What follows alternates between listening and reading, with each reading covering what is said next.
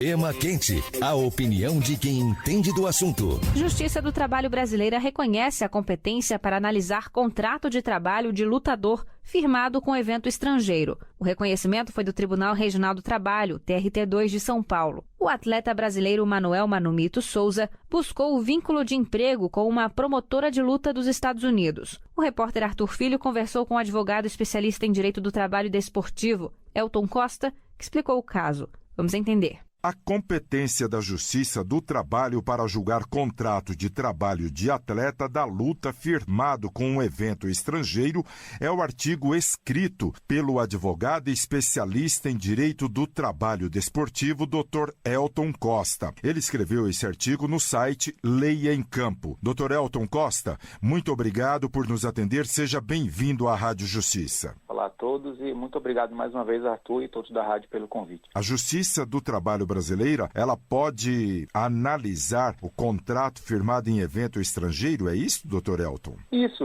Arthur. O que nós vimos aí na decisão do TRT da 2ª Região, São Paulo, é que um atleta desafiou um contrato, uma cláusula de um contrato que ele firmou com um evento de luta estrangeiro, uma promoção de luta, como a gente costuma falar, estrangeira. Esse contrato ele desafiou junto ao seu trabalho. Então, a intenção dele era questionar esse vínculo contratual dele com a promoção, buscando, através da Justiça do Trabalho, o reconhecimento dessa relação de emprego que ele teria com o evento. E a Justiça do Trabalho se julgou competente para dirimir a questão. Então, veja, é um precedente interessante e creio que seja o primeiro, a nível Brasil e talvez a nível internacional. Eu não tenho conhecimento de outras cortes estrangeiras analisando e dizendo serem competentes para realmente ver se há vínculo entre um atleta e um evento por um contrato de lutas. Então, para mim, é uma decisão e creio que para muitos do direito seja realmente uma coisa muito nova. Nós estamos falando do lutador de peso leve do MMA, o Manuel Manumito Souza. Ele, apenas por uma luta, ele já tem o direito trabalhista pela empresa que divulga, que patrocina a luta? Foi isto? Isso. Na verdade, o que aconteceu? Ele firmou um contrato com esse evento, com essa promoção, a PFL, que inclusive é transmitida no Brasil. Esses eventos são transmitidos aqui em rede nacional, para fazer uma luta. O atleta alega no processo não ter conhecimento das cláusulas porque desconhecia a língua na qual o contrato foi escrito, no caso a língua inglesa. Então, pelo desconhecimento do atleta, e geralmente o atleta entra como hipossuficiente nessa relação, como uma pessoa que não tem, ainda mais falando de atleta da luta, que realmente só ganha a bolsa para lutar, ele busca tirar esse vínculo porque ele alega que ele, quando assinou, não tinha conhecimento, já que as cláusulas estavam todas em inglês. E o evento, quando faz o contrato, ele cria uma restrição para que o atleta possa se ativar em outros eventos através de uma cláusula de exclusividade. E aí que vem o problema. O atleta alegou o seguinte, que ele fez uma luta e que ele achou que ele estava livre para lutar em outros eventos. Só que aí o evento foi e falou o seguinte para ele, olha, os representantes disseram que, olha, na verdade, você tem mais lutas com a gente no seu contrato. E há uma cláusula de exclusividade nesse contrato. Portanto, você não pode lutar a menos que nós autorizemos que você lute por outro evento ou que nós lhe demos uma luta. Se nós não lhe dermos uma luta, você não pode lutar. Então o atleta se sentiu preso, se imaginando numa situação de vínculo empregatício, porque ele estava recebendo ordens através dessa representação que dizia que ele não podia lutar. Ele buscou, junto ao seu trabalho, a cessação desse vínculo.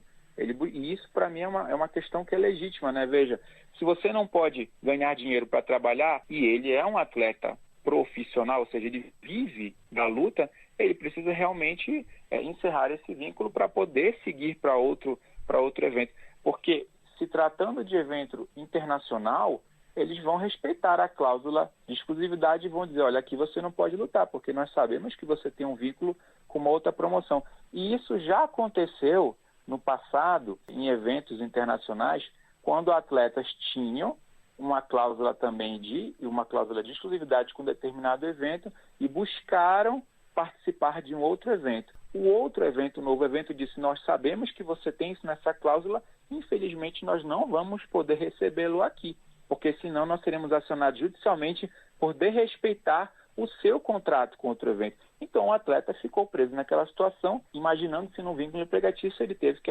acionar a justiça para poder dizer o seguinte: olha, cessem esse vínculo porque eu preciso trabalhar e o evento não está me liberando para trabalhar. Ou ele me dá uma luta ou ele me libera do meu contrato. Lembrando que o contrato não lhe dá salário, ele não tem direito a salário. Ele está preso, ele só pode ganhar dinheiro quando ele compete, quando ele luta. O evento usa a imagem do atleta ad eternum, porque ele tem direitos pelo contrato que está no processo, né, que foi juntado ao processo. Ele tem direitos à imagem, ele ganha dinheiro. Quando você vê aquela luta, quando você fica reprisando os nocautes que o atleta dá, as performances deles, o evento está recebendo dinheiro para isso. Só que o atleta não, ele recebeu a bolsa dele naquele dia da luta e ele continua esperando uma nova luta para poder ganhar dinheiro novamente, e o evento explorando a imagem dele. Essa, eu diria que é a controvérsia, né? Então, o atleta espera a luta, não recebe por esperar, e quando pede para sair, é impedido. Dr. Elton Costa, a instituição, a PFL, diz que ele teria um vínculo do período de 3 anos. Qual foi o entendimento da Justiça do Trabalho de São Paulo? A Justiça do Trabalho, ela se restringiu no momento, né? Porque na primeira instância, o atleta não conseguiu que o contrato fosse apreciado. A Justiça se julgou, o juiz de piso se julgou incompetente para analisar a lide, né? Para apreciar a lide. Então, quando o atleta recorreu dessa decisão através de recurso ordinário, que seria o cabível na espécie, ele alegou o seguinte: não, a Justiça é competente sim, porque eu firmei o contrato no Brasil. Porque o atleta, ele firmou o contrato através de aplicativo que permite que ele assine o contrato com a promoção que está em outro país, porque essa promoção, de fato, ela não tem sede em território nacional. Ele fez isso pelo computador.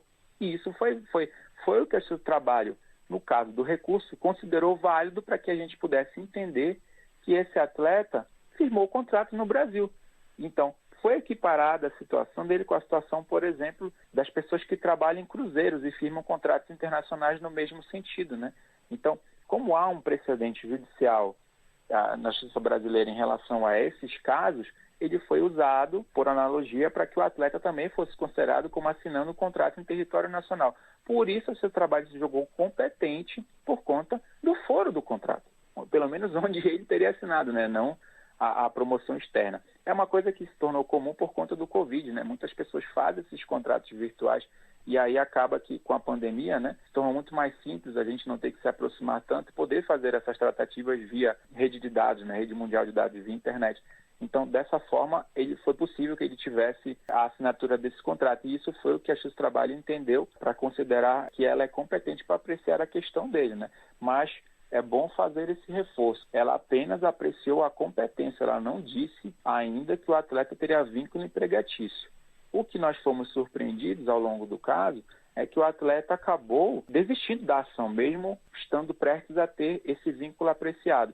Eu imagino que isso tenha acontecido porque ele tinha chegado a um novo acerto com a empresa, né, com a promoção, porque ele voltou a lutar por uma subsidiária dessa promoção, por um outro evento de luta que a promoção comprou recentemente. Então, não será agora que nós vamos ver, que nós veremos essa análise, né, ainda do seu trabalho em relação ao vínculo empregatício do atleta, pelo menos não nesse caso. Mas o fato dela se julgar competente já coloca essa situação em discussão para casos futuros. Muito bem.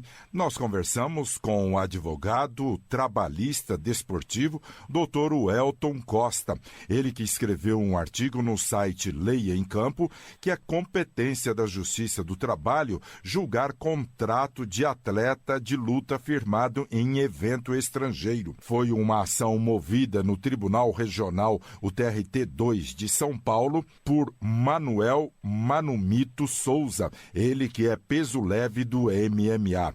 Dr. Elton Costa, muito obrigado pelos esclarecimentos. Obrigado, Arthur. Obrigado a todos da rádio e principalmente obrigado aos nossos ouvintes. E chegamos ao apito final. Regra do jogo fica por aqui. Eu sou Ariana Fonseca e agradeço a sua companhia. Os trabalhos técnicos são de Jonathan Alves, produção, edição e redação de Arthur Filho e coordenação de jornalismo de Marcela Luiza. O Regra do Jogo é uma produção da Rádio Justiça, Secretaria de Comunicação Social, Supremo Tribunal Federal. Até a próxima. A Rádio Justiça apresentou Regra do Jogo.